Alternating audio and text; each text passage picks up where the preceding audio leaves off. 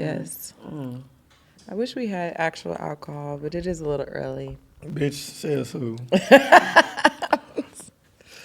Man, I went to a funeral yesterday, and like that was my first time actually like. It was somebody's like an older man in there, and it was 11 in the morning. That man was drunk, sitting next to me talking. I was like, "Oh, he's For a funeral, wino." I feel like it's understandable. To drink at the funeral? Yeah. You know why I don't like people at the funeral who yell the loudest, be knowing the person who died the least?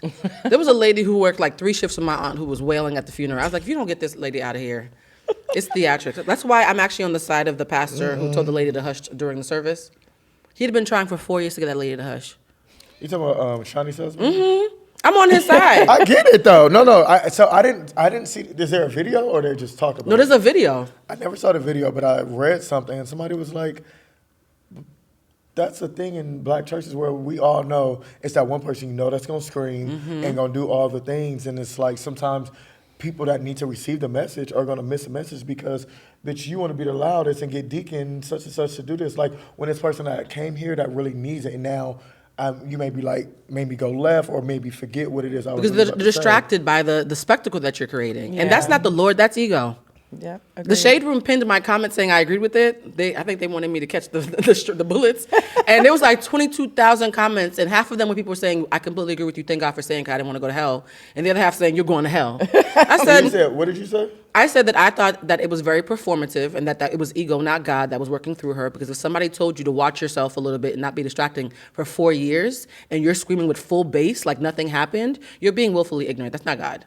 And the way that he did it was as gentle as he could without cussing the lady out. So I just think. What did he say? What did he said, let's listen to the Lord, and maybe not you so much. Like, praise him. That's how you know his wife was on Basketball Wives. Maybe it's time to let Jesus talk instead of you. You know what I mean? So I think the way that he did it was as kind as you could be, because 4 years is a long time to play in someone's face. Now, for those of you who are listening to us right now from your homes and are watching, you're going to see that. Yeah, the show has started.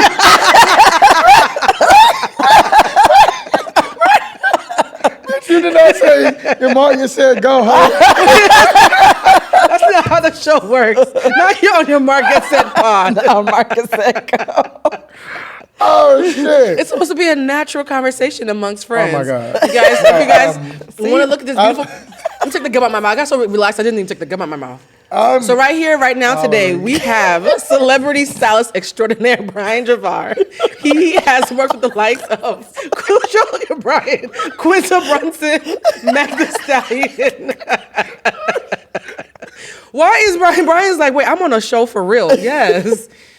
I'm still gagged. I thought we were just having a convo. We are just having a Talking convo. to the mic, Brand. I'm sorry. Welcome to Humanized. How does it feel to be humanized? Bitch, I'm humanized like as a motherfucker right now. But you see how easy breezy that was, right? Yeah, I didn't think it was gonna be hard, but I thought it was gonna be like okay. The beautiful thing about the show is people know that anything that happens, it stays in. Somebody could have like a breakdown and like share something. As long as it's something that's safe, we keep everything in because we want people to see what people are like behind all the stuff. And the reason why me and Lulu woke up bum early, I woke up early for this. You know why? Because you are so the person that the show is for. Because you keep it a buck wherever you are. This is true. And sometimes I've went through seasons of realizing like, am I too much? Is that too, like, let me pull back. And I've matured, so I feel like I've pulled back a little bit like foreskin, but not so much. Wait. You said I pulled back like foreskin. Yeah, but like not too much in the sense where it's like it goes back and forth. It's like a mini circumcision? Yeah. Okay. But Wow.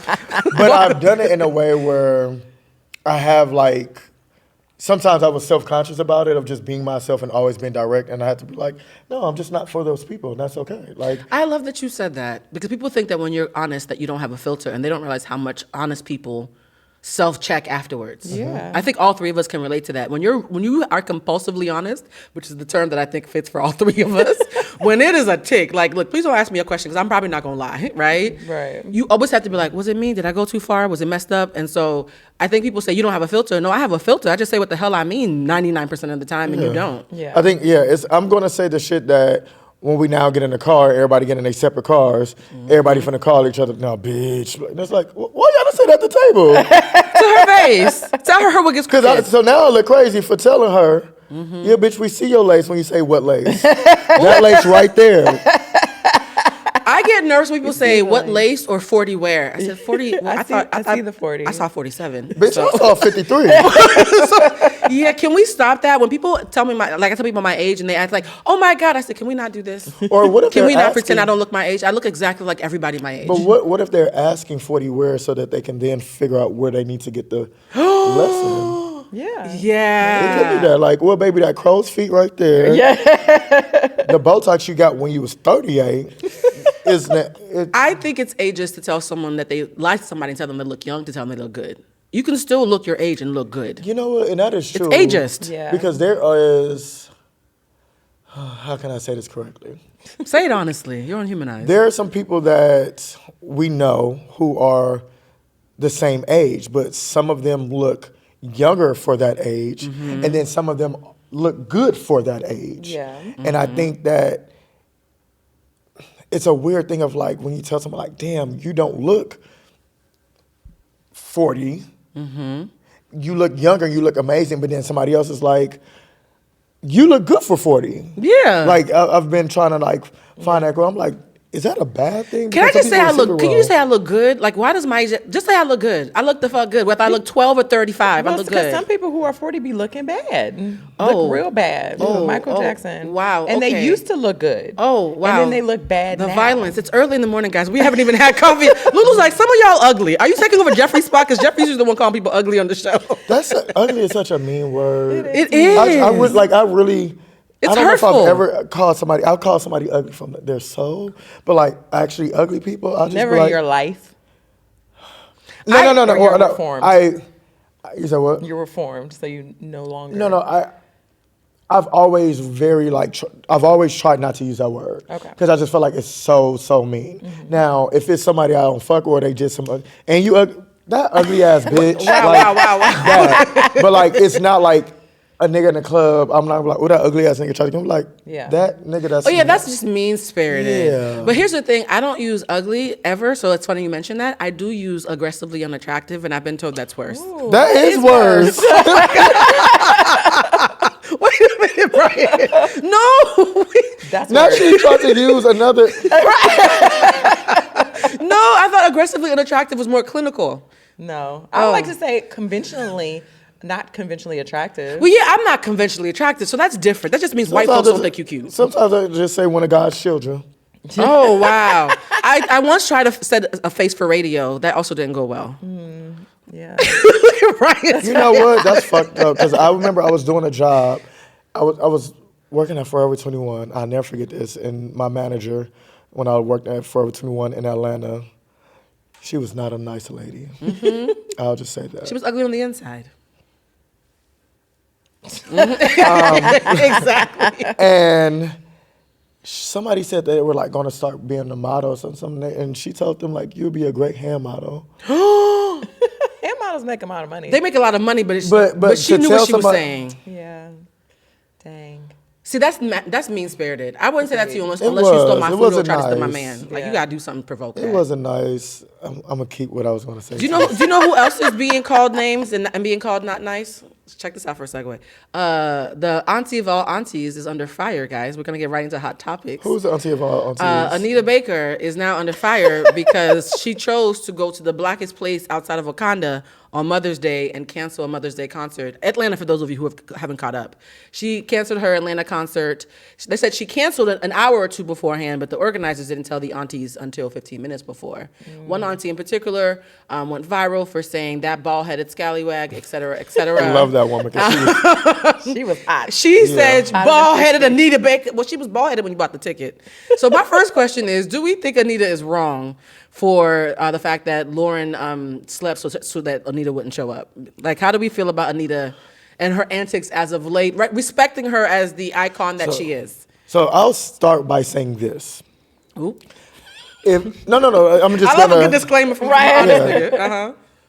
If there isn't any like health issues or anything that we're unaware of, I feel like that's something that maybe if it's a health thing, Yeah. that maybe say that so that we're aware. I know that sometimes like, public figures don't like to disclose certain things, but I feel like this isn't the first time she's done this, and it's not the first time she's done it and a little bit like she keep doing it. And she's sassy about it too. Yeah, it's the sassy on top of it that makes so it like show up. that in my mind is like, okay, I'm like, I hope she's okay. But being that if she is, girl, go take some throat lozenges and get your ass on the stage with a Starbucks medicine ball. You don't even need your whole throat for that song.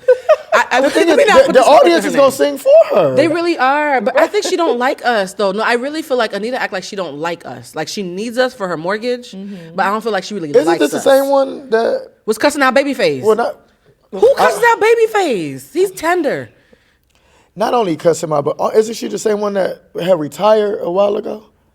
They always retire until the Did she record now. retire? Yeah, she And did. then I wouldn't. I'm just making sure. Because then maybe what happened was that streaming wasn't streaming, and she said, you know what, I actually need to. And then people start streaming again, so that coin started going up. Yeah, so she was like, oh, I got to do this. I don't know. Well, And then the people hair tour. don't be done too. Can we discuss the hard wig, soft life approach that she's Is doing? it a wig? I don't know. It looks disheveled. If you turn the wigs around. Wait a minute, Brian. That is not your Anita Baker impersonation. Anita, the thoughts shared by people. 'Cause I don't want Anita trying to cuss me out in falsetto. No. No, this is the thing. I'm always She's going not to respect aging my nicely. elders. That's what I'm going to say. She's not aging in the way that we thought that she would have. She don't look like no Gladys Knight. Right. Oh yeah, because Gladys is. Gladys is Gladys sing. Yeah. Yeah, she is. She thriving. But do you think that there's a correlation between how the girls are presenting and how they're acting? Because the ones who look disheveled acted, and the ones who look snatched. And no shade, because look at Tend to be- Aretha was. Yeah. Because I'll say, look at Patti LaBelle. Ooh. Patty? Patty ain't playing with y'all. Patty not playing. She's prettier now than she was 50 years ago. Patty's getting finer. I did a shoot with Patty last year. This first plug, you see this? We love a nice name drop. I love it when you do this, by the way. It makes me want to flip my nipples. Go ahead. No, I did a shoot with Patty last year, and honestly, it was probably the most pleasant, greatest experience I've had as a stylist. I didn't think, and it wasn't on my bingo card to style Patti LaBelle. I just got a shiver. You're like her baby now. That means she loves you. Oh, no. And that's what it gave. Patty don't lie. Yeah. If Patty don't like you, she don't like you. So, like, I never had a grandmother. I never had a grandmother. I had, like, my mom was older. Yeah. And, like, her sisters, like, my aunts or whatever, like, I had great relationships with them. But I never had, like, a grandmother. Mm-hmm. And that was the first time I ever felt like I just want to, like, I wish she could make me some chicken noodle soup and just, like, lay on the bed and watch Maury together. like, it was such a, like... It was warm. It was very warm, and I was like, "Oh my God!" And she was like, "You're my baby now," like, and it just like it felt that way. She was just such a sweet person, and it wasn't an act. And just looking at her, she was so open to what I wanted to do. If a shoe was too hot, baby, you're gonna have to put that on me when I'm standing over there. Like, but it was very like she was just such a sweetheart and such a real, beautiful recognized, person. real. The reason why Patty loves you is the same reason we were excited to have you on. It's a relief when you're around Bitch, somebody. I ain't had me on because Jeff ass is somewhere in Greece. No. Uh-huh. No, that's not why. Is that what you told him, Lulu? That is not the reason. He talking about a hoe gonna replace another hoe. Jeff, we did have we They had a upgraded hoe our replace hoes a on the whore. show. We need another. No, I was excited to have you on because the whole fucking premise with is a real conversation. And the minute I met you, I walked in on you telling a story about how you had blown up a bathroom at a famous person's abode. I will not say names. I'll be able to talk about that in about probably 8 years when that NDA is over. Yeah. So when I walked in, I was If like, you know, you know. yeah. When someone's opening up to talk about blowing up the bathroom of an icon, you're like, this is a real ass mother sucker. Oh, And it was such a absolutely. fun story. The thing is, that would only happen to me. That's true. Like that. So honestly, there's another person in my mind. I'm like, I've always thought the first time I ever go to this person's house that would happen to me. So God like did a Uno reverse and was like, actually, no, it's gonna happen here. But like, if you know me and I tell you the story, you're laughing, but you're not in surprise. You're just like, nigga, only you.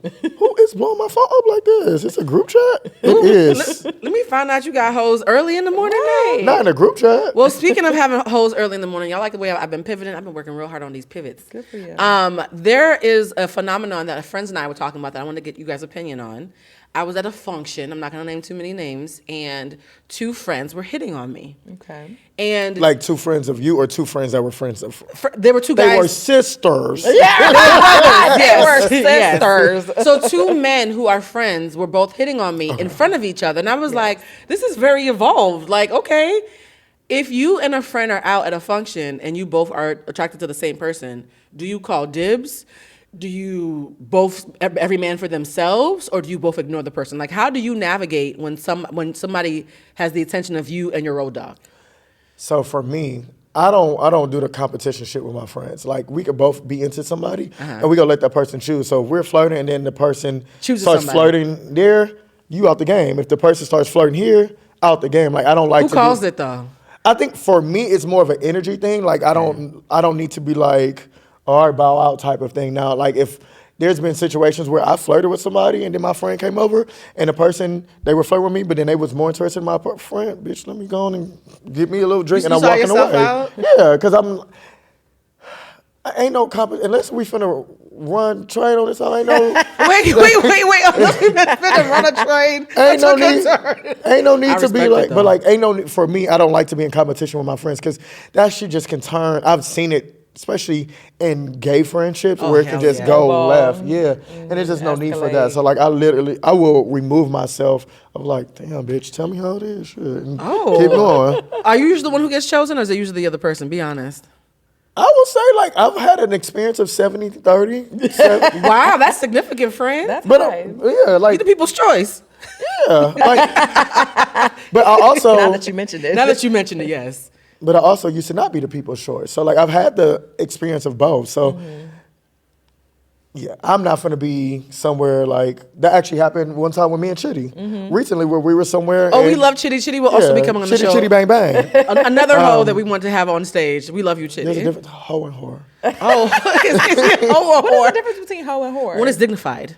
We'll talk about it offline. Yeah, whores are dignified. No, just playing. No, we all hoes, and whores in somebody's eyes. No, but me and Chitty were somewhere, and there was a guy. Like, we typically have the same type. Yeah. And the guy was talking to us both, and we were both like just on regular convo. Then we both kind of like a switch went off. We both started flirting with the guy. Ooh. And the guy showed interest into one of us, and the other person that he didn't show much interest to walked away. And I like, Yeah. and it was really dope of like on some friend shit of like, we're not doing that. Like, Right. you know your cue when it's time. Now, it's some people that has a big ego that they trying to force it, and then that then becomes weird. It's called Yeah. dirty macking. There's a name for that, dirty macking. Never heard that. Okay. Yeah, dirty macking is when it's like being the male version of a pick-me.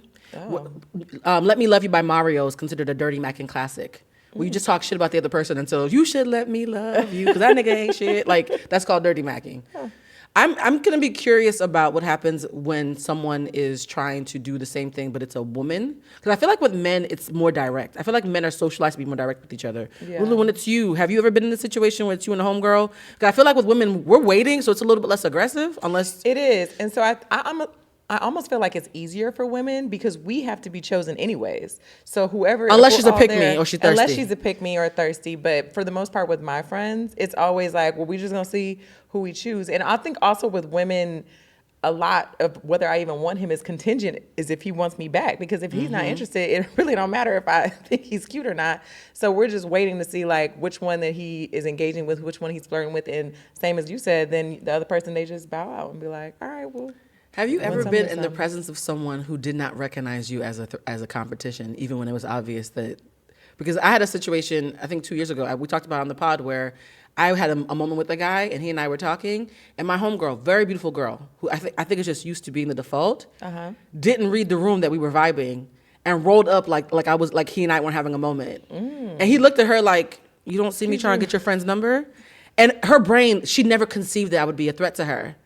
And so my guy friends were sitting there, they were like, that's not your friend.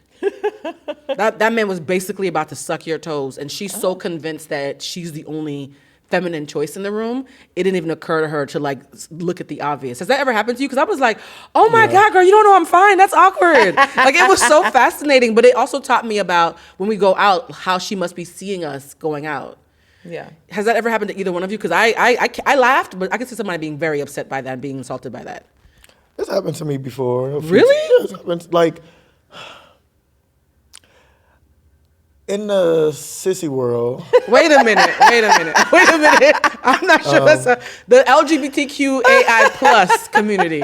We love you. Hit it. I'm one of y'all. If you in a community, you understand that like there's certain things where like that was sissy behavior, like that, if that makes sense. It does. Oh well, hold on. No, I've been in situations where someone thought maybe because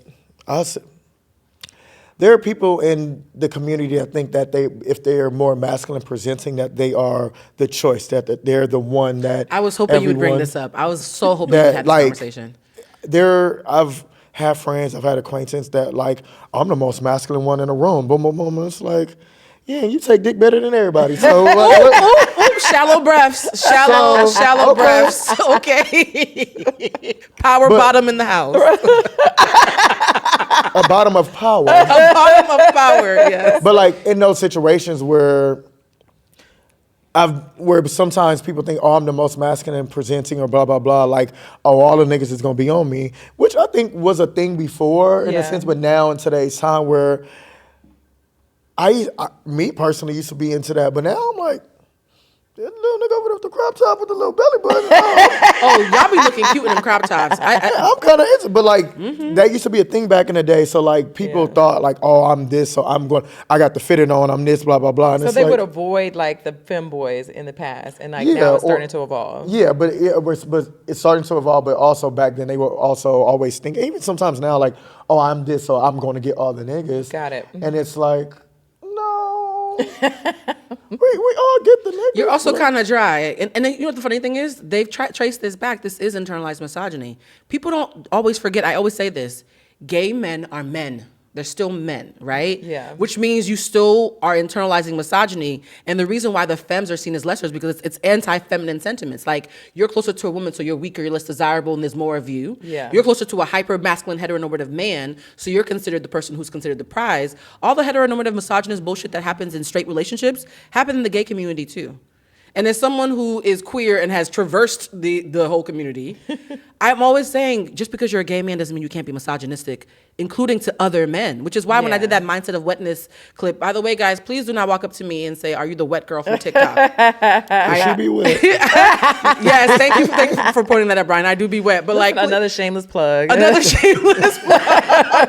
No, like people walk up to me, aren't you the wet girl from TikTok? Right. Wait a minute. Do that again, Brian. What did you just Mindset of Wetness. Brian is also wet. One of the things I made it a point to do in hard the mindset. Ooh, wet and hard is a good time. That might be the name of the episode. No, but before we move on, I want to. No, we're not moving on. I was going to say about people not recognizing that you're competition. Oh yes, I have to tell a story about that because that has only happened to me with gay men. Oh. So I was at a party with some of our friends. Chitty was one of them. So Chitty was arguing with this guy. They were looking at the DJ, and they were like, well, he's looking at me. No, he's looking at me. Like, well, blah, blah, blah. And so the guy who was promoting the party, they were like, the DJ is straight. And they were like, well, who was he looking at? And I was like, Lutasha, because she's not just an accessory. Oh, I guess, huh? Like, I'm screaming. They did not even consider that he was looking at me. It was not the boy slept on you. I'm screaming because I could actually also knowing how passionate Chitty was. No, look, he looked at me. I even told him put the song on. He put my song on first. He played George second. So he was not looking at you. Okay, now we have to have Chitty on the show because I want to hear Chitty's side of this. Chitty's gonna be like, nah, Blue, I saw him on Jack. Lulu left that part of the story out. I want to hear Chitty's side. No, but I do think that's true though. I think when you're around a group and you're the outlier, they're gonna always think that you're not competition. Yes. And if you get any fever whatsoever, but the one thing I will want to say to the boys out there, Mindset of Witness belongs to men as well. Because I made it a point to say if you are a femme-identified human being, men can be femmes. And I had one guy, he was a reality star, I'm not gonna say his name, from VH1, who was like, why did you say femmes? Like niggas, I was like, no, there are men who consider themselves femmes, and they too can have a mindset of wetness. And I actually think when straight men who are hyper masculine tap into a little bit of feminine energy, it makes them sexier. Yeah. Look at Lenny Kravitz. Look at fucking Prince. Prince would steal your blouse and then steal your girl. Like there is a cheat code about having a little bit of wetness, even with the hard. You know, and it's crazy. That is actually true because even as a man that likes men's most of the time. Oh wait. This is a breaking story. Most of the time, it's just niggas be nigging, and that's I'll just be like, child, let me just go on and get your little girlfriend. No, I ain't going that far. Don't. Also, You can be fluid on the show. We let you be fluid. I like to flirt. I'm cute. Y'all be cute and stuff, but like, and how can I say this? Just say it. Are you We're being here sexually now. harassed by women, Brian? Yeah, but it's something I need to say. I don't mind it. I only got my eye on one girl, and she knows who she is. Hey, Amelia. So, baby. Wait a minute. Did you just shout out your girlfriend? Oh, yeah, no, that's my wife. Like, everybody know, if anybody gonna get me back on that side of the track, it's gonna be that one. Do you know all the men I date are scared of men like you? So let me tell you. They're scared of Oh men my like God! Brian. So, oh my God! Oh my God! You're exactly the kind of nigga that my boyfriends are always scared of. Oh my God! Okay, so I'm about to segue Talk into about something it. else. What I was gonna say is the girls that be flirting with me, it's cool and it's cute, but y'all be touching me and stuff. I'm okay with that. Only do that if you have a man that's also down with. The get down. Because the one-on-one is not gonna happen. Like I'm not trying to go have drinks for you, but like if. Wait, it's BYOB, bring your own boyfriend? Are you I like You about that. to adopt that, aren't you? BYOB. Yeah, be I'm having okay with that. parties. Like, BYOB, we can have show fun. alcohol. Like, hey, your own hey. boyfriend. But like, no. But but you say Because you're literally like, I know there's at least one person I'm talking to who's gonna watch this. Like, were you flirting with him? Because he seemed like he open. no. So let me tell you, one of my best friends, her husband, Dallas, swears up and down that I'm fake gay. That's a series of porns called The Fake Gay Best Friend. No, like And men are scared of this. Straight men are very No, afraid. they're scared of this No. because it actually happens sometimes, guys. no, I'm not fake gay, but it's so funny. It's an ongoing joke of Are like, you open? Are you fluid? I'm not fluid. You like got real I'm soprano. Yeah, that was a high falsetto. No. Because like I'm a not flirt. fluid.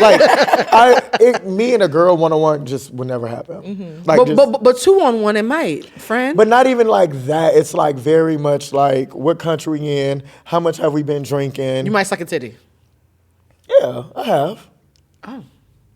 Okay. You got more than that. Wait. Look, we respect sexual fluidity on this show, and we love that Brian feels safe enough to share with us. Okay, that's gonna be the name of the episode, Suck a Titty. Right. You know what the funny thing is? And I will say this, when you are someone who gives off being comfortable in your sexuality, people who would normally not find you their type are still gonna be curious. I can't tell you how many people I've met who I'm like, oh, this person, I'm not their type of shit. They only date skinny white girls. I ain't got nothing to worry about. And I start talking my shit, and I'm like, oh, no, they're thinking about me naked. I could tell. You know what I mean? Like, if you're really comfortable, it makes everybody aroused. I just had that like all that download at once. I know that's happening to Brian. I know for a fact that's happening to you. What of them looking at thinking That even if somebody you're not usually their type, you start talking your shit and being comfortable in your skin, and the next thing you know, they're looking at you like, huh, what I? okay. I know for a fact. Don't in lie on camera. my past whole days, Long time ago. 27 minutes ago. BC 23. A year and a half ago. Bitch, it could have been 5 months. What we? The 31st of December is still 23. 6 months ago, yes. No, I've definitely like my type. I love to climb a back. If you know me, I love me a big 6'5", 240 to 315. Oh, that's a man. I like. a man. I like. You might want to hide your Master Splinter. I think I just described Master Splinter. Her man's like 6'5". I And don't want him. I said he's a very handsome man, but no, I don't want he'll him. flip somebody. Huh? He looks like he can flip all three of us. Yeah, but see that thing. Respectfully, I like to be respectfully. flipped. I mean, I like to do the flip the thing. flipping. Oh, you do the flipping. Yeah, I saw Janet Jackson. Who's doing the bending? I do the bending And the flipping. 76% of the time. Yo, these fractions are getting so Right. granular. They're very specific. Yeah, I mean, I like to be bent every now and then, but also like it's weird. I like to be bent by short kings. There's something about that. So you like to play with power dynamics. Damn, is that my daddy issue? I mean, it is a little bit, but here's the thing: the show's called Humanized. We love having aha breakthroughs. Yeah. You like to be anti the status quo because you like to keep people guessing. When is your birthday? Because we do signs here. I'm January 24th. Oh, so you're an alien. You're an Aquarius. Oh, that explains so much. I love Aquarius energy. Yeah, we're the best. Oh, wait. And I also love how they always, Aquarius and Leo will tell you that they're the best after you said you love them. You know, this is true about Leos. My ex is a Leo. Oh, that was a deep pause. Okay. Look at the smile on his face. We are not touching that. I do not want to get in trouble. I will say this. Speaking about relationships and power dynamics, one of the hot topics I did want to talk to you guys about is that, nobody here has children that they know of. No. I have two. You have children? Junior and Fendi. You know what? I walked right into that. But there is a viral story about a dad whose 7-year-old daughter was getting bullied. And the little girl wouldn't stop bullying his child. And so he went to the school and beat up her daddy in front of her. Actually, he got jumped by His uncles. and the dad. Yeah. So the father, and he said the reason he did it was, I wanted to teach that little girl who was messing with my daughter that life isn't fair and there's consequences to your actions. Okay. How do we feel about his course of action? If a little girl was bullying your child, and you can't hit a little child, how would you handle that? Because there are people who are saying, she done a valuable lesson. I bet you she won't mess with his kid again. And there are others who are saying, what are you teaching these kids? You've gone too far. I like that corporal punishment type of thing. Like, very much. I feel like a lot of times, especially in this day and age of the internet, people just be saying stuff and with no repercussions. Like, you ain't been socked in the face in the shows. Like, back when we was growing up, when you had to fight, like after school, you could tell who's fought. Yeah, like I'm gonna beat your ass after school. Like they just saying stuff with Twitter fingers and online and making comments and bullying. It's like, yeah, like no, you can also get popped. Yeah, because I think Look, she went to the edge for you, so you can go wherever you want now. And I think I understand that, and like I do, because the way I grew up, had this happen when I was growing up in another situation, the way I visualize it, there would have been some other children maybe sent up to the school around the kid's age. Oh, you would have said kids to beat up the little girl. I wouldn't have. I'm just saying that Somebody allegedly have an aunt that would have done that. wait. That she would have sent some kids around the age of the kid. But she was only 7, though. That's the tricky part. So she would have sent some 9-year-olds. Oh, wow. Some of the 9-year-olds are big. I had titties at 9. Jesus. Well, I'm just saying what I think my aunt would have done in this situation. Yeah. But if it was your child, because here's the thing, we all have all these grandiose ideas until it's our kid, and then we become savages. So So I get this. I never condone violence unless it is needed. Just saying that to be very. We all want to be able to pay our rent after this episode. Disclaimer. I understand where he came from. You don't adamantly disagree. You're not appalled like some of the people online who are like, we're appalled by what he did. Yeah. The jumping has just always been a thing that because I got jumped before. Me too. Once. By Crystal, Karima, and her sister. Wait a minute. What happened to disclaimers? Wait a minute. They didn't like my cousins. Okay, so we're naming names on this episode. You guys have to realize we are naming names of Brian Javar. They didn't like my cousins who were older. So I had 3 cousins, Danielle, Regina, Camille. So everybody's name's coming out. Okay, so they were like 16. Ooh. These girls were like 14, 15. I was like 12, 13. And they waited for a weekend where my cousins weren't home, and I was riding my scooter. I'll never forget. It was like one of them BT movies. And they had that little brother kick the back of my scooter, and I like said something to him, and then I thought I was going back over the thing, and I just got hit in the back of my head. And I remember just looking up as feet coming down at me. Oh wow. It was a whole thing. My mama came home. My mama was older. The lady tried to fight my mama. She called my mama old yellow bitch. My mama. Wow, an old yellow bitch. Wow. Yeah, my mama wanted to go get her gun. It was a whole. Wait, how did it end without you catching a case in the show? How did it end? My cousin Junior, while I was getting jumped, came out, and that nigga, pop, pop, pop, pop. He whooped everybody's ass. Oh wow! I can feel it. I felt that. Because I was getting jumped by 3 girls, and these wasn't like. No, hood girls are different. Hood girls are different. This girl, Crystal, Her titties was your size. Oh, as a at child? the age of 14. Oh, that's okay. Yeah, that's a hormonal imbalance. That was a big bitch. Yeah, that's a big because I'm a G cup, And- y'all. If you were 14 in a G cup, And I remember something's Karima wrong. had them interlock things, and I remember I was like trying to grab on the motherfuckers. She was the only one I was able to like hold on to while I'm getting fucked up. Y'all. It is.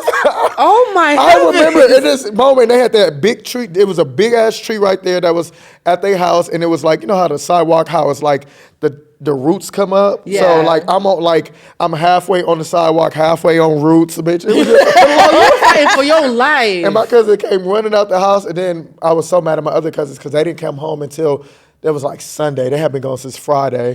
Them bitches was waiting on me. They was waiting. Here's the thing, and this is gonna sound very shocking. Sorry, but that's why I don't condone jumping. Jumping. In that You thought it story- should have been 101. Yeah, in that story, Yeah. you were jumped as a child, though, right? And so I think it's different when adults are involved because when children are involved, there's no frontal lobes that have congealed, so you can't really hold people responsible because everybody's a little stupid.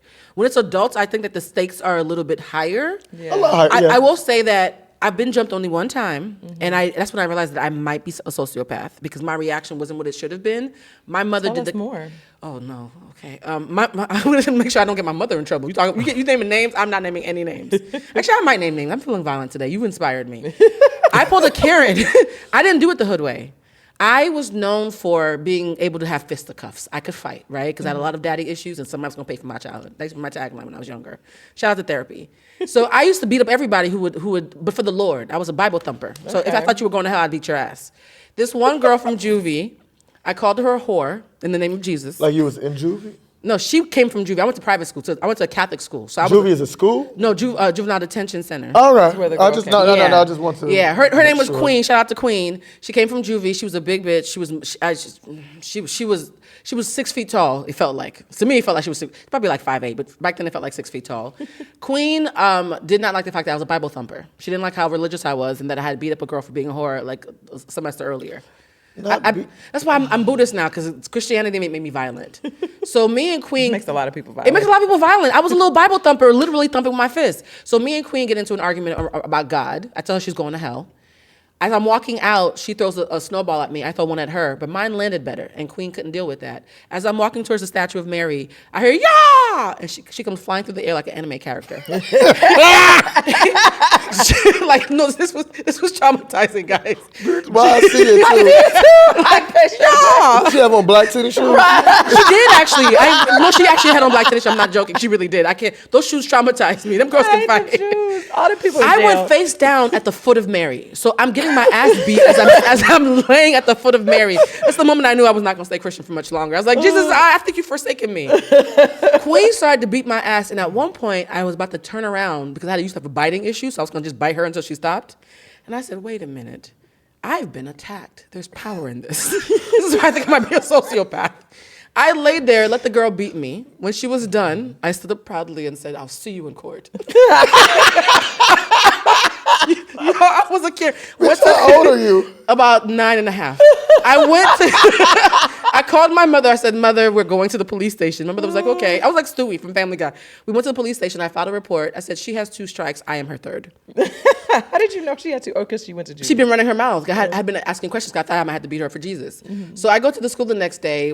I call a meeting with my mother, her mother, and the teacher. And I said, call a meeting. I No, call it seriously. at 9 years My old. mother was so used to my shenanigans. She was like, I think you've been here before. And I said, Queen has attacked me, and I'm not sure if I want to press charges or not. Wait, a young girl named Queen? Mm-hmm. That's already a problem. Right. Because in my mind, I just picture Baby D. No, seriously. And she had that little struggle ponytail, and I had luxurious hair. I think she was mad I had hair. Was it a puff one or was it the kind that was fan. flat? Yeah. Yeah, it was a fan. It was a stiff little fan that was like maybe 2 fingers wide. And so they were like, well, Queen, you and Emanuela, 'cause that's my government name, y'all should go talk about it. So I'm crying to the teachers like, I can't believe she beat me up. I want to press charges. Very Karen-like behavior. I was in Boston. The minute we're away from the adults to have a talk, I say, now look, you can do everything I want for the rest of the fucking year. You're my bitch now. She was like, well, I was like, if you are my bitch for the rest of the year, carry my bags, give me your lunch money, I will not press charges. Do you know Queen like waited on me hand and foot for the rest of the school year? She didn't want to go back to jail. Exactly. And that's when I knew Wait. something was wrong with me. I have a question. I got to rewind. That beat down bought me an an executive assistant for the rest of the year. Bitch, you paid for your earnings. Hold on. Wait a minute. If you was 9, how old was this bitch? She was at least 11. And she had been in juvie a few times? Yeah, she was troubled. She was troubled. Wade in the water. Look, all I knew is I grew up around a bunch of rich white folks, and that's how they handled stuff. I mean, they're not wrong. And it sounds sinister now, but I really think being raised around so many rich white people, it taught me that there's a colder, more sinister way to get a look back than hitting people. Because one of the things what Mrs. Cole used to tell me, my mother worked in a Jewish nursing home, was why break bones when you can break spirits? She was a mean old lady. And so I think a lot of Sounds like times... something a white person would say. It is true, though. Why break bones when you can break spirits? And it took me years to unlearn that New England, cold, rich, white way of seeing things, where if somebody was acting up, I would use the system against them. And now I'm radicalized and pro-black as fuck and anti-white supremacy. But I think that if my child was going through that, I would actually use the school system. I'd be like, well, we're going to get a couple of strikes against them. Don't touch my kid or you're going back to juvie. I think I would do it that way, which to me is more damaging than jumping somebody and then confessing to a crime on social media. Yeah, it's the confessing for me. It's the confessing. Yeah, now that's the thing that bothers me about social media, because it's like, just do the shit, do your big one. Because now, I don't know what field this man works in, but now you could be fucking up your work or Yeah, you clientele, get fired. your wife or her like association if they're married, That's or like true. those things that she might be at work. Is this what's going on at home? Like, just it's a lot of that. And I hate the bullying part. I hate a bully. I hate a bully too. I hate a bully. I could tell you would hate a bully. You seem like the kind of person who would bully bullies. Yeah. Like you crack a joke on a bully and run away crying. Yeah, they gonna want to fight me because I'm gonna clown you like, oh, let me stop. Like, what are those? Look at you asking about the shoes. What kind of shoes you have? Because I just know that type of person. I feel like one of the girls that jumped me, maybe 2 or 3 of them We're queens as It was 3 of well. them. It was 3 queens. No, Crystal was a big girl. Like, when I tell you, like, How old was she? if I was like 13, that bitch was like, I was like 12, so she was like 15. Like, and also I wasn't like, at this time, I was like shorter and like, So you was I was a like an little easy twink. victim. You as a twink is hilarious. I was a twink. Imagining you as a twink is hilarious. But here's the thing, though. You and her probably could have been friends now. No. You don't have to think about No, your I fellow let boys and go think and if let they were God, in but pain. I let go and let God.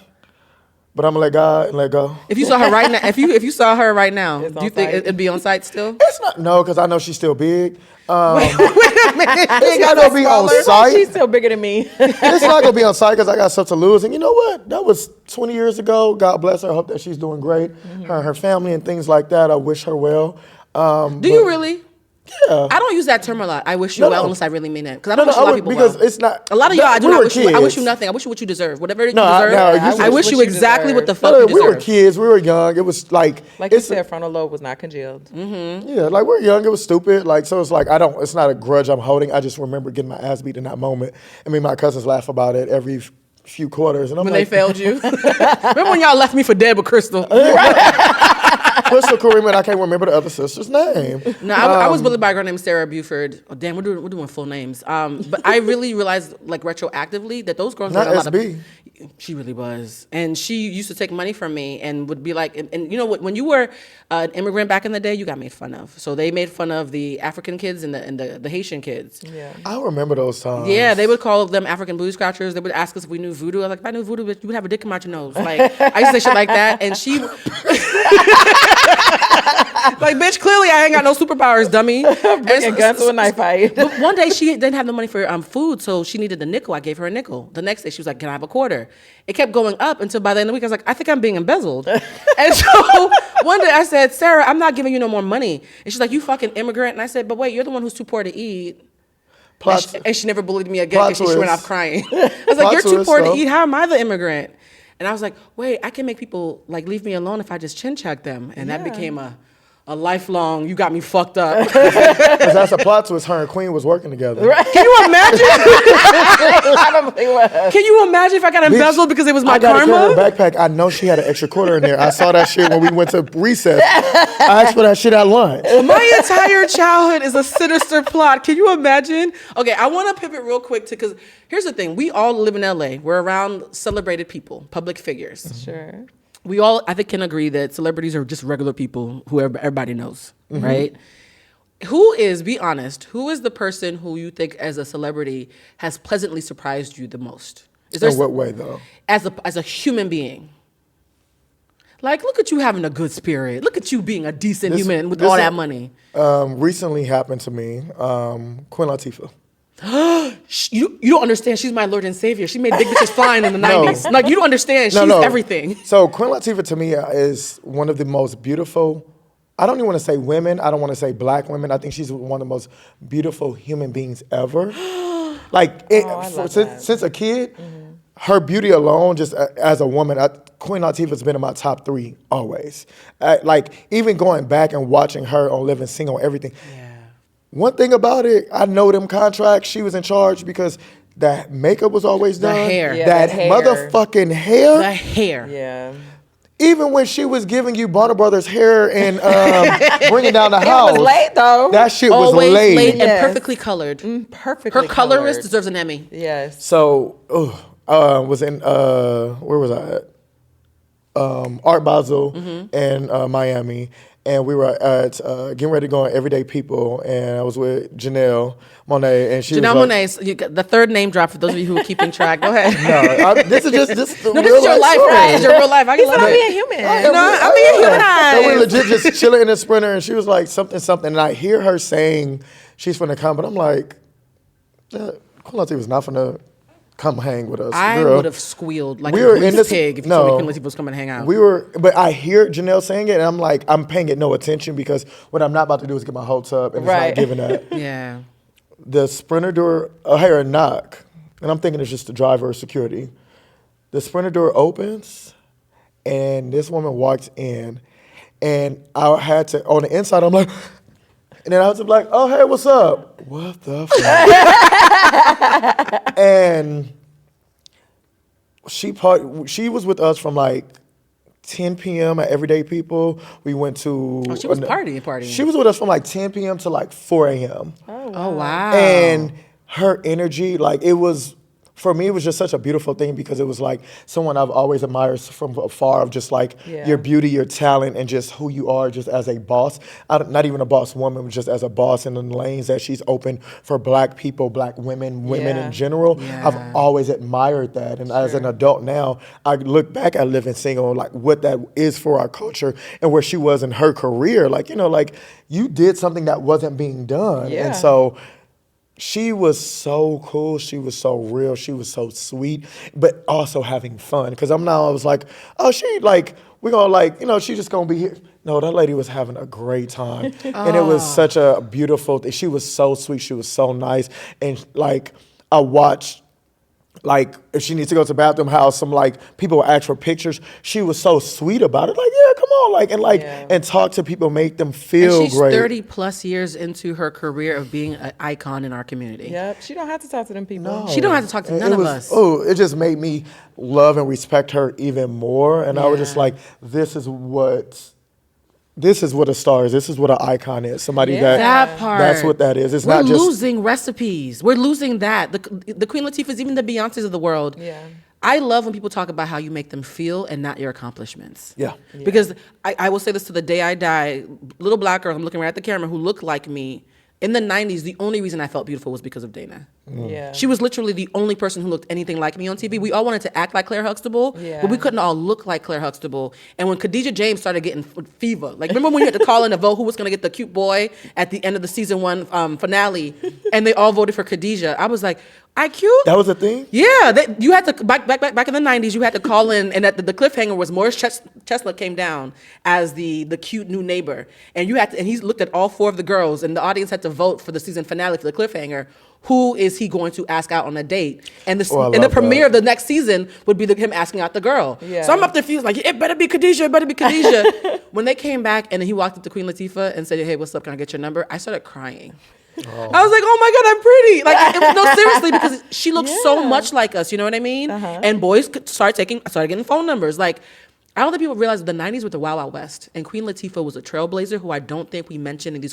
Queen Latifah and Missy Elliott, Yeah. we need to put way more respect on both of their names for so many reasons. Between the queer community, the black female community, the big bitches who are still fly as hell, Also- Yeah. everybody on the outlines could relate to them. I'm gonna throw in 2 more names: Ooh, I want to hear it. Constance Vaughn and Monique. Yes. Oh. And in the sense of that of like, That's actually true. That's true. like Constance Vaughn, even like, Damn, mama. but even before the Parkers in Moesha, Yeah. She was a scene stealer. She was a scene stealer, absolutely. And she could sing. she Yes. was beautiful. Her fashions were great, and all of Yes. those things. And I think a lot of people don't pay attention to Kim Parker? Kim Parker were 2 different people from Moesha and the Parkers. They were. Yeah. She was the trailblazer. She was the smart one. She was the one that was always going out of the way and like also teaching everybody the lessons and shit on Moesha. When she Yeah. got to the Parkers is when they dumbed her down and made her this like thirsty- ditty kind A of girl. sidekick to Monique. Yeah. Yeah. But on Moesha, like when you just watch that and just beyond her being a scene stealer, she really was our cousins. She was Yeah. the everyday regular girl Yeah. and just cute fashion that had a little, she might have to go to get a large and but that was all that It was might the be difference. a 1X every once in a while Yeah, in the but like, store, but like I think and so in comparison of like Queen Latifah and Living Single and then Moesha, Mm-hmm. I felt like she was that for the younger generation where people were in high school, Absolutely. middle Yeah, school, for like, oh sure. my God, I can wear that. I can wear mini skirts at school. Yeah, Like my cousin, and I said my cousin Danielle, who was one of the people who was gone when I got jumped. ooh, wait a minute, I came full circle. One of the Judas number 3 who didn't show up when I was getting jumped. But I think of her in the sense of like my cousin's beautiful and chocolate and thick. Like that made me think of her, and I feel like that was also a person that made her feel great about herself. And I just love that kind of representation on television. I love that Yeah. you mentioned that. Do you tap into that when you're styling people? Because let's be very honest, if you are feeling horrible, the way that your hair, makeup, and styling is taken care of can either make or break your day. Yeah. I was sick, absolutely. I was sick, face down, looking homeless about 6 hours ago.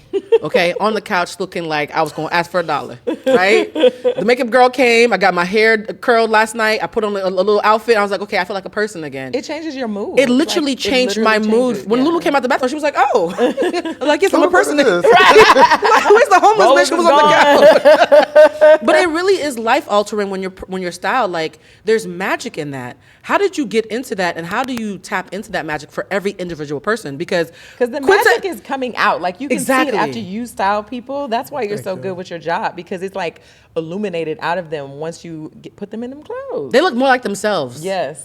You don't turn them Thank into different you. people. You make them the best version of themselves, and that's a skill.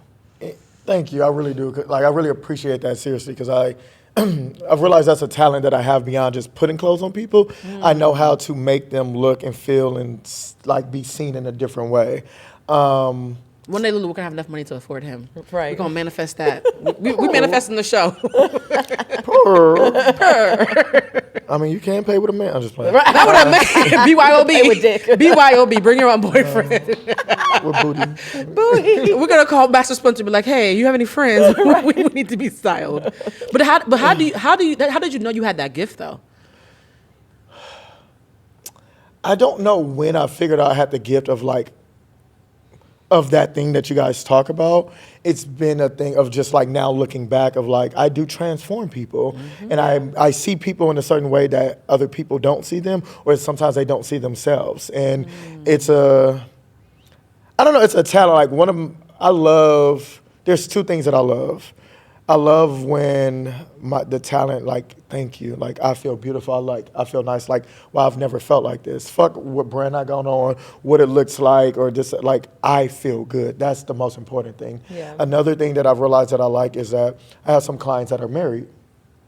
When their husbands say it, I don't be giving. I'll be like, girl, I don't give a fuck what you said.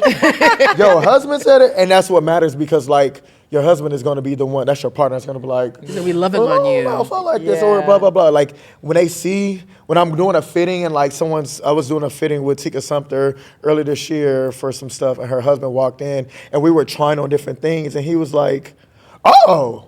I like that. And like in each thing, it was something different, but it Yeah. was like, Because they see them dressed up all the time. Yeah. So if it's like really making a difference where he's saying like he sees her getting dolled up like all these awards, all these everything, photo shoots, and he's like has a visceral reaction to it, then you know you've done something. I love that. Like even Quinta Brunson's husband, Kevin, we were like, once she gets ready, he'll come out like, wow, like how did y'all top the last one like that? Like, Oh, that would make my heart melt if my husband said something like that. That's exactly what every woman wants to hear. And, no, that wasn't for her. That was for me. That was a compliment. Quinta, your husband was doing that for The compliment was for I. No, but, Quinta is just my palate. I'm just working. you know, but that makes me happy because it's like the person that sees you with the rollers in your head or with the stocking cap on, all of that, and like sees the different variations of you, that makes me happy of like, damn, like I love that. So like that's been a new thing or something that I love of a compliment. But I just like to, whether if it's a man, woman, I just like to make them feel good. I don't dress anybody the same. I don't like to. You really don't. Like I make really everybody feel different. Like and rather And like they need different things too. Yeah. And how do you even accommodate that? Like, is it just hanging out with them, like speaking to them? Like, how do you having a convo of like, what are we doing? What are we looking for? What do you want? Do you just want to look good? Or are you trying to make a fashion moment? Or are you trying to? What's the message that we're giving today? So like, my client Tiana Paris, she loves like natural type of hair, and she loves doing great hair, fun moments. Ah, got it. So I do things that complement that. So like, okay, are we going to do a nice afro ponytail today, or are we going to go somewhere crazy? Yeah. I kind of want to go somewhere crazy. Okay, cool. So then let me make sure that it complements that, so that everything is, I'm so happy you took the hair into account, because I hate when you see a great outfit and you hate the hair. The hair. Oh, That happens a lot. I am very involved with everything. What color's your toes? Girl, you got pink what toes. color is your toe? Chartreuse Do you now. We can't wear ever, a dress. like, when they come with their ideas, like, okay, this is what I don't do. This is my vision. And you be like, no. Oh, for sure. That's happened. I think that's more so happened with like music clients versus actress clients. Got it. Because like music clients, they'll be like, I want a burgundy finger wave with some glitter and then a ponytail over here. And it's like, no. Wait. You look them in the face and you just say, no, honey. No. I've had a client before. Their manager was like, she's scared of you. And I'm like, what do you mean? She was like, you're the only person that would tell her no. Like That's everybody dope. usually like tells her yes. And I'm like, well, for one, you hired me for a job, so I want to be able to come back for that. Yeah. For two, if she does this and the internet eats her up, that's going to come back on me regardless if she says, oh, this is what I wanted to wear and I put it on her. That's going to, because then me as a stylist, I put the clothes, I got it tailored, I brought it to you, I let you let. So it's like, no. But they say those people who are like, will say no and are like a little bit of a bully are the best one. They were like, if your hairdresser is a bully, your hair finna be fire. Like, Yeah, like if the Jamaican food lady who's ringing you up says they ain't got no oxtails, that means that the food's gonna be amazing. Like people who take pride in their work are always seen as artisans, and so there's a little bit of difficulty that you have to have, because if you're a people pleaser, people think that you ain't got nothing to sell. Yeah. But right now, at this moment, it doesn't have to be true when this airs. Who is your favorite person to dress right now? Who do you have the most fun with? Like, yes, I'm about to sink my teeth into this one. I can say this one without anybody else getting mad and easy. My favorite person to dress is, I have two. Ooh. Chris Perfetti. Okay. From Abbott Elementary, and then I also Marseille Martin. That's my muse. That's my Really? baby. Yeah, that's my girl. That's my. And she's coming to her womanhood right I now. know. To watch her evolve has been beautiful. And the way you style her, it's like age appropriate for her, and then also very sophisticated, still a little sexy. Like, Yeah, no, because we be having to watch out for the aunties. She'll put on a tank top and some jeans. He'll be like, oh my goodness, baby girl, she has shape. right. Like, she's like, a legal adult now. yeah, I call her Markeisha. Markeisha is shaped like the girls in the 90s. Like, That seems to be a theme. Have you noticed today? Yeah. We're talking about how the 90s that is was- affecting so much of the style that's happening right now. yeah, no, Raise your hand if you were there for the 90s the first time. ish. Ish? Ooh, what I are you, mean, girl, I was 23? born in '89. Oh, yeah, so you were there. I was there, You were there for the yeah. whole decade. I got You were born in jumped there, too. 89? Yeah, Wait, you got yeah. jumped in You the, got jumped. you got jumped in the 90s as well. Uh-huh. Here's the thing about the 90s. I'm doing this thing right now where I'm trying to channel the 90s with my hair and my makeup a lot. Yeah. Sometimes it goes to the 80s. Look, the bitch been around for a little bit. But like the thing about the 90s is we had such great art then Yeah. and such problematic social views. So I'm trying to find like a little sweet spot. And there's some people who I think in the 90s and early 2000s that we love that were watching age in ways that are questionable. One of the people who I do have a question with you guys about, and you can give your honest opinion, Tyrese. No, we remember him singing Sweet Lady, whatever he was singing in the back of the van, the Coke song, right? With the piercing? Yeah. So Tyrese recently made the airwaves. Have you guys heard about this? When he was running out the concert, please. Yeah, so I've been Tyrese, trying to watch it, and I don't. yeah, so for those of you who have not heard the story, Tyrese Tell was on me. stage singing, ironically, how you gonna act like that when he was told that a server was coming to, a process server was gonna send him the paperwork for a defamation lawsuit. And so mid-song, Tyrese ran off the stage mid-songs to avoid the process server from serving him. Really? Yeah, so imagine Tyrese is singing, keeping it ghetto, oh hell no, and runs right off the stage. Yeah, like he was like walking through the crowd and then went through the exit. They like, Really? bitch, can you imagine you getting your popcorn and this nigga out there with the mic? Like, it's a bomb ass. Bitch, let me get to my seat. Tyrese was running from a process server. Wow. Mid-song. And the song ironically being how you gonna act like that. And my question is, if you were in that position where you were gonna, because the people who have been served divorce papers, like Olivia, what's her name? I forgot her last name. Very famous white actress. She was served her divorce papers on set. I mean, while she was on stage giving a speech at a premiere. Like they walked up and served her. She read it like, oh, you're getting divorced. And she put it back down and went back to whatever. Would you ever run from a process server? Like what kind of Yeah, case? bitch, because I don't know what that paper gonna say. Right. Like, I would definitely run. Are you serious? In public in front of your fans? winning.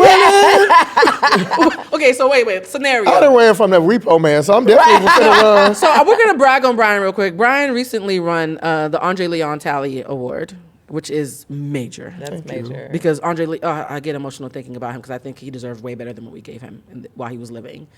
That's an icon of fashion. If you were on stage receiving that award and you saw a process server coming, what would you have done? Yo, this bitch about to give me something. I'll be right back. You would have run off the stage like Tyrese. You would have pulled a Mary J. Blige. You would have juked him? Yes, bitch. And At your level of This nigga. prestige, you would still run from a process server. yeah, because I mean, well, also the thing is, It was a $10 million lawsuit. For those who are wondering, it was a $10 million. Oh yeah, bitch, I'm running from that. Because then I got to pay my lawyer to, because as long as I ain't got it, I ain't got to take care of it at the moment. So bitch, yeah. And it's a defamation suit, which is ironic because we've been saying names this entire episode. The suit was because he went on a podcast and was naming people's names and talking shit. And one of them. Oh my God. Look at Brian. Look at Brian. You don't gave government names. Well, I didn't say last names. I think a couple of them you did. I didn't know. Keeping it ghetto. No, you will not be. This show is not litigious. We just want to share that the thoughts of Brian Javar are only the thoughts of Brian Javar. And Lulu and I just work here. His and his only. But here's the thing, though. Hold on, bitch, is that your bell now? Humanized. All right. You were born alone, you're going to go to jail alone. Include these bitches' name on the paperwork too. No, I think Crystal was a lovely girl. And that we should show her and her some sisters. Her and her sisters lovely. Cousins, everybody's so lovely. But I didn't say the last name. Is that okay? Yeah, it's fine. Look, here's the thing about lawsuits. When you have something to lose, you do move differently. Yeah, bitch, that's why I would be moving through the crowd. The fuck? That nigga said he got to film another Transformers. You ain't finna give me. $10 million is a lot. That's a lot. But he did accuse the man of embezzling. So on the Breakfast Club. Oh, Like if you can make big claims on the Breakfast Club, one of the top freaking like Yeah. shows in the country in the urban environment, then yeah, you could expect to get sued. Well, yeah. Is there anybody? And I'm thinking about this. Is there anybody that you dream of styling that you haven't styled yet? Like someone you're like, ooh, I can make her snatched. Or him. Or him. I have a list. Ooh, okay, read off the list. Yeah, okay. For those of you who are listening to the audio broadcast, Brian is now pulling out his phone to read his list. This is a manifestation list, so if he gets any of these clients, we want 10%. Because We help manifest. we help manifest this. Setting Juju, Lulu, do the Juju hands. Juju hands, Juju hands. Okay. Oh, we about to read it for real. Hit it, Maya Angelou. Oh yeah. I would love to work with Will Smith. Oh, absolutely. I could see that. I would love to work with Halle Berry. Ooh. Original 90s fine. He's really keeping the 90s fine theme going. That might be the name And of I the would episode, I want 90s press fine. tours with them. I don't want just a rare. I want press tours. I want to be able to tell a story. Ooh. I would love to work with actress and comedian Aquafina. Oh, Okay. Now wait a minute. I got that was questions. a plot twist. Yeah, that's a hell of a plot twist. So you like the black scent?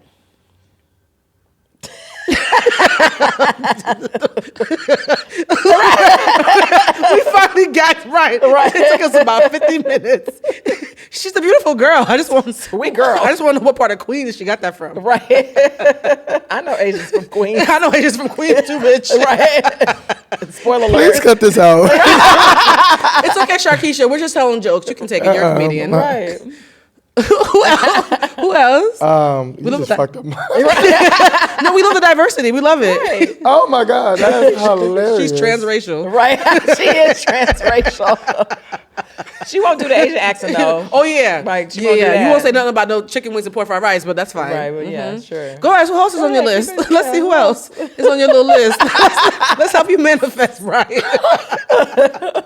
Brian, are you okay? I think we gagged the guest. This is not the first time we've gagged a guest, but First pause. time for Brian. I Right. would love to work with Will Smith and Halle Berry. That's all you got. I would love to see you and Coleman Domingo have a moment. You know what? I know he under contract with other people, but but I love what him and Mike and Wayman like were doing. I'm aroused by it. I'm sexually aroused by the outfits they as put a him stylist, into. for me, I'm one of those people of like, if it's not broke, don't fix it. Yeah. And so it's like, for me, I personally don't even have the interest of that because it's so good over there. But are there turf wars around people like that? Are there certain people like? No, because people jump around. But I feel like if Zendaya left La Roche, there might be a turf war. Like somebody might be like, "Excuse me, hold my purse." Like I feel like there's some people who are so attached to their stylist, it would feel almost like a man getting a new barber. You know what I mean? You know how men are about their barbers? Yeah. Yeah, I mean, in this industry, people have different seasons. So sometimes, like, people go here and there. Like Beyonce has a team of stylists. That's and true. sometimes, like, whatever, depending on what era she's in, there's, somebody that is the main and lead in that world, which, I feel like is great because they're typically people that's their world. Like, this is what they do specifically. Yeah, like, sure. Rihanna used to be the same when she had her different eras where when she would have Mary and Rob, when she was doing, like, her Good Girl Gone Bad era. And then, she went to someone else and things like You that. and So Rihanna. I want to look at it. No, you and Rihanna. I want to look at it. I just want to hear the consultation conversation. Y'all ain't even got to actually work. I just want you and Rihanna in the room I for don't 30 think it would minutes. work. They be arguing for sure. Yeah. No, I want to hang out with her. A Pisces and an Aquarius shooting back shots, calling each other bitch. Now, bitch, what the fuck is this? Well, bitch, I don't know. You asked for it.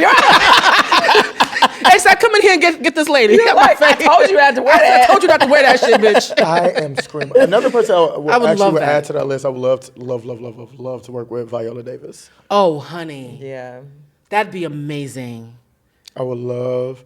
Well, I'm working with the project and Viola's involved, so I would love we're gonna have, We're sending We're you- sending I would you. love to have a nasty press tour with Viola Davis. Like, If I in any way help Brian get Viola Davis, I really am like, look, I just need you to get me one outfit for this one award. manifesting Just that. we're just yeah, no, manifesting it. like Viola, like Viola's major because Yeah. she has a presence that is almost otherworldly. Yeah. I think there's some people when you meet them, and this is such a strong word to use, but church got me by the neck today. Some people feel anointed in their purpose. Like you ever meet somebody, you're like, you are not meant to work at the bank. You are doing exactly what God wanted you to do. Yeah. I met a lot of OnlyFans people like that. Oh wow. That's exactly He where said you he were met meant a to lot be. of OnlyFans people. Baby, you are not meant for X2. On their knees. Shake that ass for Drake. Now shake that ass for me. Wow, that's amazing. X2 was not for you, baby. It was OnlyFans. If you were not a stylist, what would you be? If you were not doing this work? There's two things. I feel like you're going to know one that I'm going to say. Oh, I'm nervous now if Lulu knows. I I'm nervous. Based off my personality, what do you think I would be? One of them. I'm scared to say. It's cryptic. Please tell us. The Tell us. audience is on pins and needles. One would be a comedian. Oh, absolutely. I can see that. For sure. Wow, your mind went to the other thing. I did, yeah. I thought maybe like porn or something. No, you know what's crazy? Like a high-powered porn executive. Like you'd have an eye for which bitches would get the most clicks. I can see like not like a pimp, but because pimp seems too hood. It's giving pimp a little bit because you have the eye. It's the same eye. Yeah, but the same magic you see in your style. I'm not trying to manage pastrami meat. Oh wow. Well, what's the other job? Got Barbies. If it's Huh?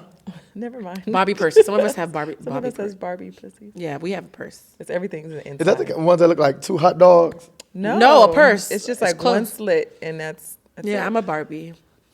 Oh wow, I said that out loud. A wet Barbie. Yeah, right. Oh, wet Barbie. A wet Please do not Barbie. come in front of me and say, "Are you the Are wet you the Barbie wet girl Barbie? from TikTok?" Ryan, what are you doing? Why are Wet you Barbie.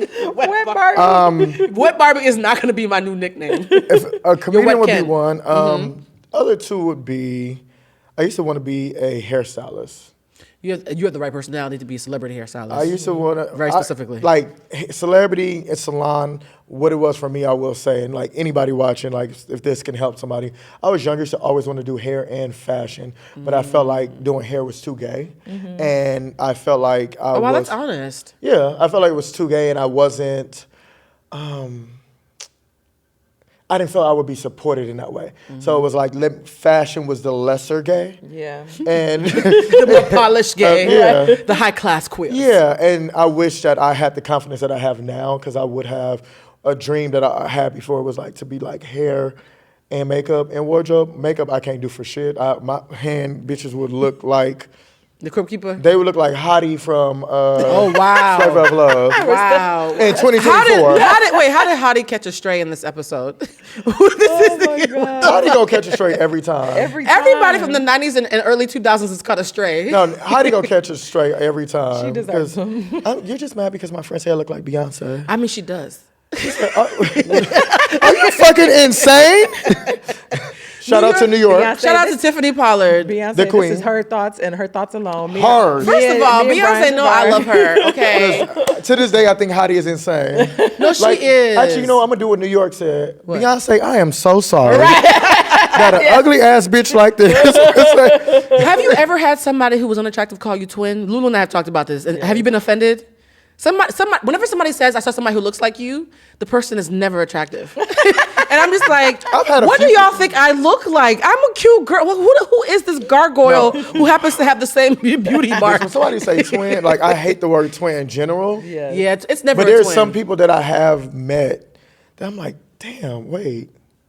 I didn't know my daddy. Is this a motherfucking possibility? Yeah, I can see you, a couple people who I think might look like you. Who? You know how when they had the picture of Future looking like Meryl Streep? Yes. You'd be like the third person in that lineup. Bitch. It'd be you, Future, and Somebody Meryl. that- It's the cheekbones and the eyes. A celebrity lookalike that Do you see it, people Lulu? say. I see that. It's like the Future Meryl Streep cheekbone trifecta. There's so many different people that people say I look like older black people, and I mean older like 60 and over. Wow. No. But you have great skin. I'm confused. No. I'm about to say they say I look like somebody. Okay. 60 and up black people say I look like young Michael Jackson, like Wait. black Michael Jackson. With the Oh. bell pepper nose. Oh, I can see. Oh, shit, I can see Like it. older black people, like people that like not just saw pictures of him, but like Yeah. grew in up that. with him. Put the camera on Ryan real quick. See, look at this. Look into the camera. But You are also- the original Michael Jackson Oh my God. face. But also people, bitch. But also people say, and I can see it, that me and Russell Westbrook look alike. We have like this Y'all same do. this thing here. You look like him if he got a little work done. Like you look like tweaked him. Like if he got a little Beverly You Hills. look like his little brother. Yeah, like I'm gonna think I about what might I be said. You older. look like I think him I'm after he older went. than But him. you look like a little brother. Like your features are a little softer than his. Okay. So. I chose No, my I words. think- and I- You look like him after a good procedure. Yeah. like a good natural one. I hate you. But no, I Do you like, disagree though? Because I don't see it from where you seeing it, but I get what you're saying. Like I definitely think that we do have features that we look. I'm like, okay. When somebody said, it, I was like, oh shit, I see that. Yes. But And then he I a hate, LA nigga. I feel like that's when Very he was doing that much. one dance. I was like, this looks like Didn't somebody tell you look like Tracy Ellis Ross yesterday? They did. Just because she's tall and light they skinned? wanted some pussy. wait a minute. Because Tracy's beautiful, you're beautiful, but y'all do not look alike. Yeah, I really. But the man said he'd been watching Girlfriends and he might be racist, so he just Yeah. saw tall. Was he light- white? he was Hispanic. Was he white though? Cause No, I think he was Hispanic. Yeah. Was he like a white Hispanic? No, but he had like how Oh, like those indigenous. Hispanics, Okay. the way they talk, you Okay. can tell they not. Because some of the white ones. Latinos be racist as hell. Yeah, the most racist. As a black Cuban, I need you to know the white Cubans don't like us that much. Like it's they're still white people, guys, just because they have a Spanish accent. Shout out to Ted Cruz. No, because Latinos be doing a cheat code where people don't act like they're white just because they have an accent. Just because you speak in cursive, don't make you less of a white supremacist. Brian, come back. I'm speaking to my own people. You were talking to the sissies. I'm talking to the Latinos. Just because you speak in cursive don't mean you are not white and you're not racist. Viva la raza. Brian. Brian. You like the show, Brian? You coming back, Brian? $40. Brian, you have to come back. You know that, right? I would love to come back. This is fun. Like, I feel like I just been. We just feel like we on three-way. Right. We really are. But the next time you on come, a party line, Right. because it was 9:30 in the morning, I didn't feel good about doing it. But next time there won't be alcohol. Gosh, I have a little more time if y'all want to. Oh, really? Because we would. I got like 7 more minutes. Y'all don't understand. The reason why we're meeting at the Ash Crack of Dawn and why I'm dressed like Veronica from Betty and Veronica in the Archie comics this early in the morning is because Brian is a big deal and has very important meetings in New York. And so the fact that you made time for us, We appreciate you. we really do appreciate it. Appreciate it. No, I love this. Like, I watch it and it's fun, and like I like doing things like this. I feel natural. Like, Yeah. I was scared when y'all asked Organic. me. Yeah, I was scared when y'all asked me the other day. You did feel scared. I was like, Lulu, is he coming? She's like, well, he said yes. Oh no, I'm a man of my word. Like, I believe like, that, actually. That's like. Let me stop. No, say it. You might as well say it. Say now. it. I'm a man anyway. of my word. Like, I'm never the one where, like, you know, like when somebody didn't got their fleet water clean, I'm never gonna be the one that like not bail on them. Oh, wow. Like, you know, like I'm not. If I say I'm coming, I'm coming. So when we do like a group trip, you're the one friend who actually shows up to the airport. Oh, for sure. Me too. Yeah. I think the three of us are probably the friend that shows up like, hey, I'm here. Where's everybody else? Yeah. I'm definitely that. Like, if I'm gonna go. Cause Well, here's the last thing I wanted to talk to you about because this is the most sensitive topic, but it's not like a unsafe topic. We talked about Andre Leon Talley and how amazing it was when you got the award in his name. And I think about him a lot, and I think about people like Luther Vandross. I think about all these greats, particularly queer male greats, allegedly. Luther was. Allegedly. Look, now wait a damn minute. Now, if you don't like working, you like Luther janitorial. Patty loved him too. Patty loved Luther too, right? You are so dumb. There's a famous interview, guys. For those of you who don't know, back in the BET era, with the high era of BET, they said, Luther, there's been speculation about your sexual orientation. Are you gay? He said, that is none of your business. My music is all I have to give to you. And the reporter pivoted very quickly, said, okay, well, if you weren't a singer, what would you be? I'd be an interior decorator. Got him. One of the most brilliant pivots in broadcast journalism. So as an alleged queer presenting human, allegedly, a lot of times when I see people who create magic, particularly queer men for other people, they are usually the ones who do not have that same kind of love and magic themselves, like almost like the who heals the healers or who loves on the lovers, you know what I mean? And so when I saw the thing about Andre Leon Talley, I'm always like, I always wish that he had been loved on more voraciously in real life. Yeah. How do you deal with that, with the idea of you're ascending in your career, you're doing all these excellent things, you're sitting next to icons, people who are like legends in our community, and yet you're a person who still has to come home to somebody. And how do you reconcile dating while following your dreams? Because some men act like it's one or the other. So I used to call myself an equal opportunity dater. Oh, And that was, I didn't care where you worked as long as you worked and blah, blah, blah. But as things progressed in my life and career, and I am now sitting at different tables in different rooms, I realized that wasn't going to work. In the sense of like, I think people like the idea of me, but then when they understand and get, it's like a little intimidation comes in because Brian is always going to be Brian. Whether if we at church, if we at brunch. On the playground, getting beat up. Right. At Same the Brian. skate rink. At the gym. I got to bring up old shit. We're bringing up old shit. I'm always going to be me, and that's just something that like I feel like my friends know that, especially like Blue, like that have known me for a long time. I'm always going to be me, no matter what room I walk in. And I think people like the idea of that, but then sometimes they realize like, oh shit, like some people aren't confident enough or certain things like that. So I'm blessed and have gotten to a place where now I'm able to travel and I do certain things, and certain things that is my regular life is different for some people. Sure. And it can be difficult dating. Like it was difficult dating because when I was just dating anybody, and then I finally dated someone who's a Leo who Is on your level.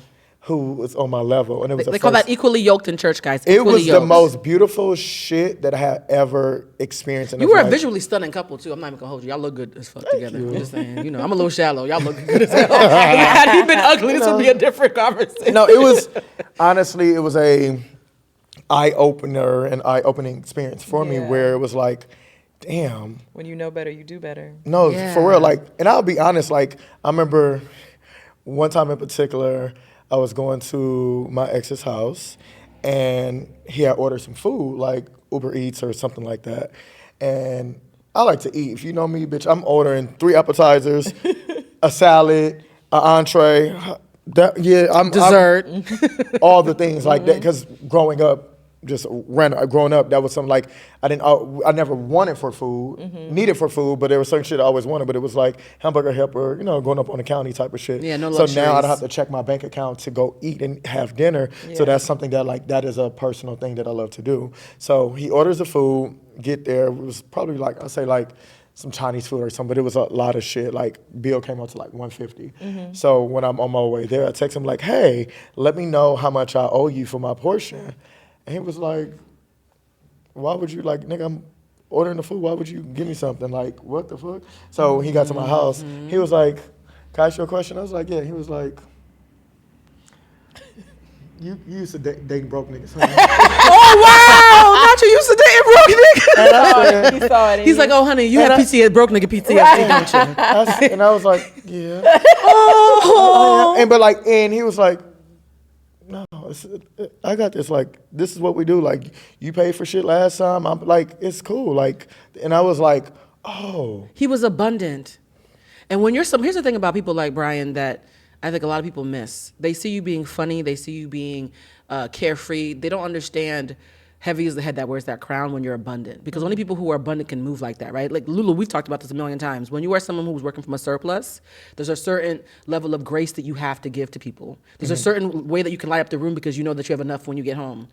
People like us are not used to always receiving it in return. This is real. Like, and even with, I can say, just from a friend perspective, I think I'm one of the greatest friends that somebody that can have. I love would that. like, even with a crazy busy schedule, I will call somebody or text somebody, even if I haven't talked to you in 6 months. Hey, you was just on my mind, blah, blah, blah. You But make you only got time. 5 minutes. Show up for your podcast too. You show up for my podcast before going to New York, like, hello. Right. Yeah, like, amazing. but that's me of like, I would do that. Like, I only got 5 minutes, bitch. I'm just calling you, seeing how you doing, how your mama doing. Okay, you still with that nigga? Okay, cool. Like, that type of shit. But like, back to dating,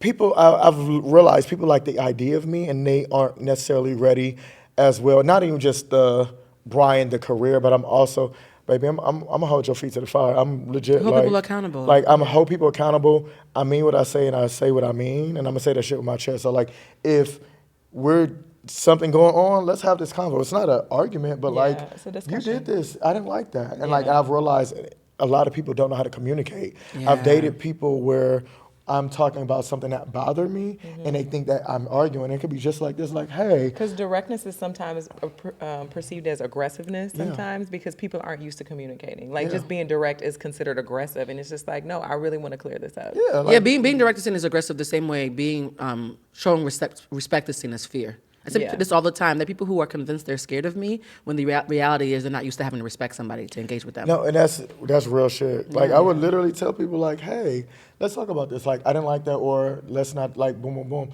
And they'll be so defensive. I'm like, I'm not mad though. Like, you did something to me, and I'm just correcting it or addressing it. Or if I do something to someone, they can come to me and talk about it. And in the moment, I can see it from their point of view. I can apologize, and I can reassure them it won't Because you're happen again. open to it. And then they're like, and I'm like, but no, like, Everything doesn't have to be a combat. I could just be hurt and there be no bad guys, and we just address I it. hear you. And so I think that's been an issue for me in the sense of dating, where a lot of people, especially like, I'm 35. Ooh, you saying ages? Okay, damn. Yeah, I'm 35 now. And You were there for the 90s, the whole 90s. I'm just playing. Just playing. It was like Kevin Hart. got Like, I'm jumped at sorry. the end. I'm sorry. I'm even older if that makes you feel better. Same to you. No, Look but- at him. He was like, yes, actually it does. Some are like, I like to. Damn, what the fuck was I saying? You saying that you like to hold people accountable, Oh, and yes. that you With my age, yes. yes. you're used to a certain level of knee-jerk reaction to you being direct that it can sometimes be misconstrued as you being rude when you're actually creating space. Yeah, and where I'm at now at 35, like every now and then a little fun little hunch is cool, but it's like, baby, Not a little hunch. I'm You be with- hunching. on leap years. You know what? Aren't we in a leap year right now? Or was that last year? I don't even know how to count no more, child. We in the leap year. We are in a leap year, so he been hunching. Shit. I love how our guests advertise for dates. We should really get like 10% of whatever happens after this episode. 10%, bitch, that don't mean I'm making money from the day. I'm spending money. You know what I realized? I am okay with if You like trick on people? Huh? You like to trick on people? No, I'm not a trick.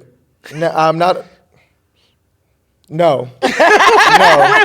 Who are you addressing? Whoever. Right. Because I think people think like, oh, we got money.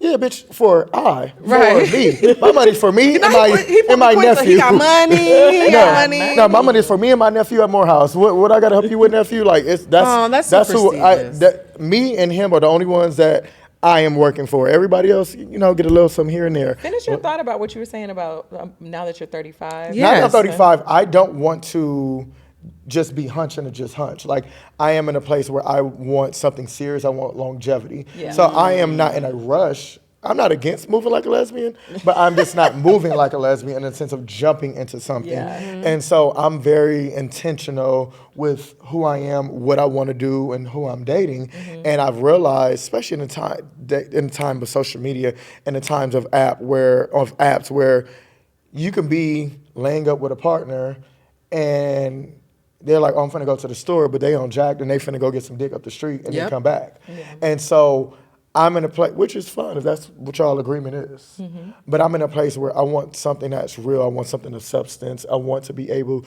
to talk to my partner. If you need an open thing or when you're on vacation, you want to be able to play together. Like, let's have those convos, but let's be real with each other. And I think in today's time, I don't care if you are a Asian woman living in Hawaii, dating is hard for you. I don't care if you are a black man living in goddamn Hong Kong. It is hard because a lot of people don't know how to communicate. They don't know how to be honest and be truthful. And I try my best to be very honest and truthful when dating. So like, you know what you're getting, you know what it is that I'm looking for. I would tell somebody, I'm not interested in being in a relationship specifically with you, but I have fun, I enjoy you, and we You can fuck make your really choice good. based on. Well, I mean, here's the thing. I can tell that you're good with sex. I have Oh my God. I have a sixth sense. No, I have a sixth sense. The way you looked in my eye for a second, my brain scrambled. No, I have a sixth sense about this. Here's the thing, though. I love that you're talking about this because May is Mental Health Awareness Month, and we're talking about Black men's mental health in particular. And even though I didn't make it like the theme of this, you're talking about normalized integrity. You're talking about consistency of character. And we now live in an age where people like Clay from Love is Blind are acting like, oh, I tried to go to therapy once, it didn't work, I'm gonna go back to being a fuckboy. Mm-hmm. So many men, gay, straight, everything in between, are acting like integrity is impossible and that it's an unreasonable ask. Yeah. And so I love seeing men like you who are like, no, your word is your bond, just be an adult about it. Like Just be a man. just be a man about it. Now, I will say the last question I want to ask both of you guys, because your job is to make people feel beautiful. My question to you and Lulu is, what would it take for someone to make you feel beautiful? Like, how do people make you feel beautiful? Feelings. I'm gonna let you go, Lou. Lulu, how does one make you feel beautiful? I think that, I don't know, that's such a hard question. I think that when people like light up when they're around me, like, and they're just enjoying our engagement and like our space together. Like, I don't know, like that makes me feel beautiful for some reason. Like when I see how I make people feel, you know what I mean? I feel like you have a positive impact on people. Yeah, because I want to have a positive impact. Because sometimes like things can be misconstrued, and sometimes I'm talking shit. I don't mean nothing. Like, but like I want you to enjoy like my company. That's a perfect answer. You're up next, friend. I'm going last. Say it one more time. Actually, What would it take for someone to make you feel beautiful? That's such a sweet question. What it would take for someone to make me feel beautiful is, I don't hope it doesn't sound weird or cliche, but to feel seen. Mm-hmm. I have a friend that has been checking in on me like every 2 to 3 weeks. maybe even like every 2 weeks, because I've made it very clear sometimes I am the strong friend. I'm the friend that like is always going to be there for people, that is going to pray for you. Like, people know my prayers, God be listening, all of that.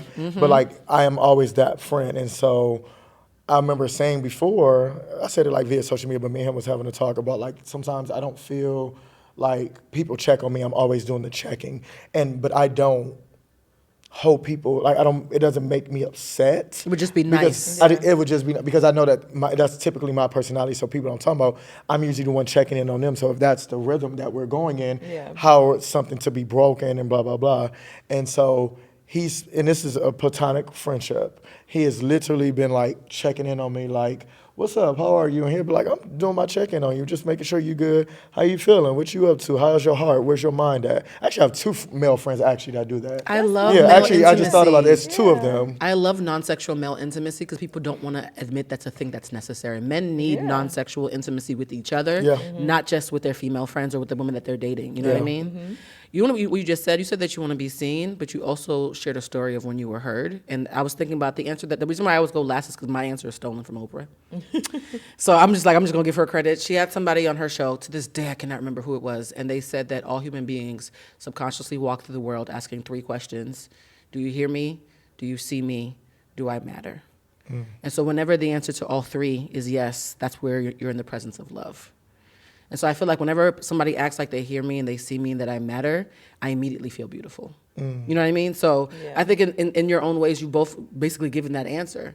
You want to feel heard and seen, and you want to know that you matter. Because right now we walk around saying, I don't give a fuck, and it's a flex. I'm going to look into the camera. Not giving a fuck, which is called being dead on the inside, is not a flex. I need you to figure out where to put those fucks and give them to where they belong. Damn. Like, being dead on the inside is not cute. It means you have a fear of intimacy. It also means that you're making excuses to be unkind to yourself, which means I can't trust you to be kind to me. Amen. So, look at Brian's face. I feel like I just hit some poppers. Look, it's called Humanized, right? We're all just human beings doing human shit, Brian. I feel like people who don't already know you are now either pleasantly surprised by the human being behind all the glitz and the glam, or they're obsessed with you, and you might want to add some blocks to your Instagram, because you know people slide in DMs when after they watch the show. And that's fine. They are open. Oh wait, your DMs are open? Okay. Why would they be closed? Okay, you know what? I'm gonna mind my business. They open like hallways. Wait, not they're open. Like, I feel like people be getting laid after the show. I have so many questions. Also, let me say this.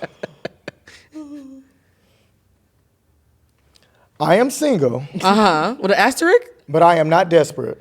Oh, absolutely, yeah. Yeah. Because it's now Cleophas. Now, why the fuck is you in my DM?